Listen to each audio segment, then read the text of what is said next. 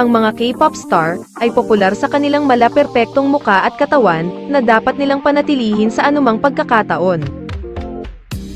Pero meron ding ilang idols na hindi sumusunod sa strict Korean beauty standards at sa halip ay gumawa ng kanilang sariling pamantayan ng kagandahan. Jessie. Ang nuno na hitmaker na si Jessie ay naiiba sa karamihan dahil sa kanyang dark skin at curvy body shape. Ang Korean-American soloist ay sikat din sa kanyang pagiging totoo sa sarili at pagmamalaki sa kanyang imperfections. RM.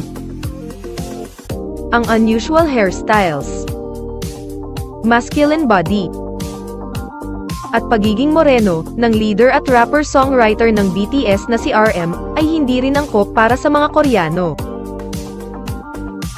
Ngunit ang kanyang unique looks din ang ilan sa dahilan kung bakit siya minahal ng milyong-milyong fans sa buong mundo. Hwasa. Ang pinakabatang miyembro ng Mamamoo na si Hwasa ay kilala sa kanyang long face, small eyes, tanned skin, at voluptuous body type na hindi pangkaraniwan sa industriya.